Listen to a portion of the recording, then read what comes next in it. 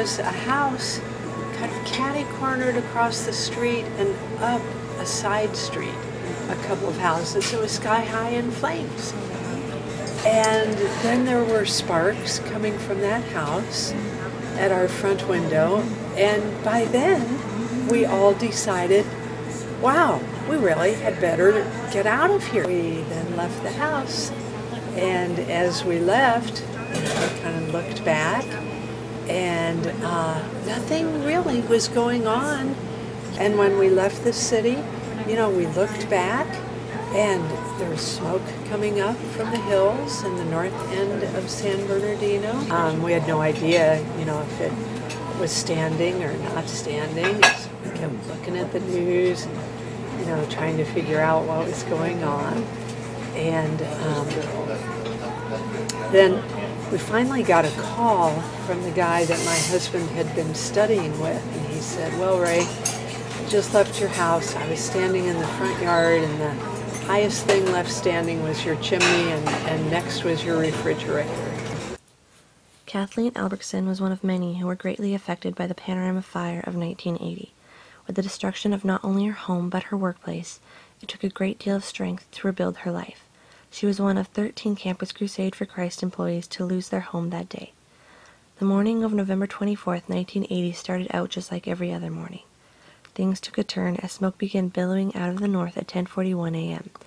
Waterman Canyon had been set aflame by an arsonist. Conditions were perfect for a firestorm.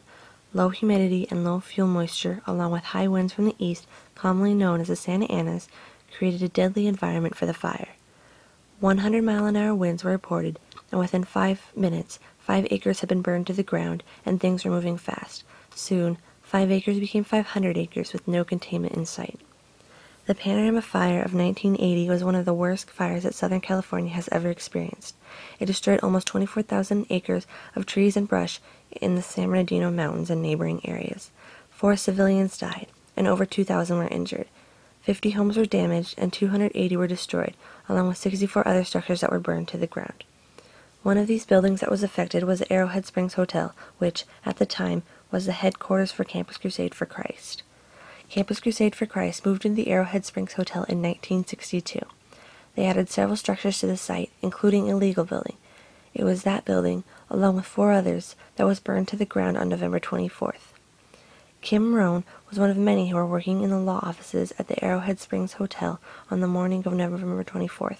In a recent interview, she recollected her evacuation experience. I moved to Southern California in late October 1980 from the state of Washington. And I was a new college graduate. I had been assigned to the legal office at Campus Crusade for Christ, which was located at Arrowhead Springs in the north end of San Bernardino. And on the day of the Panorama Fire, which was November 24th, 1980, I remember I had been probably working at the legal office for about 3 weeks. And sometime later in that morning, I recall that orders had gone out for everybody that was located up there in Arrowhead Springs to evacuate the premises.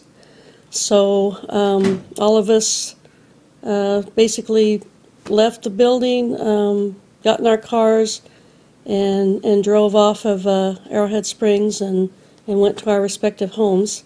But when I did return to work actually came home the following Monday, I had learned that the legal office, which was one of the offices up there at Arrowhead Springs, where I worked, had actually burned to the ground.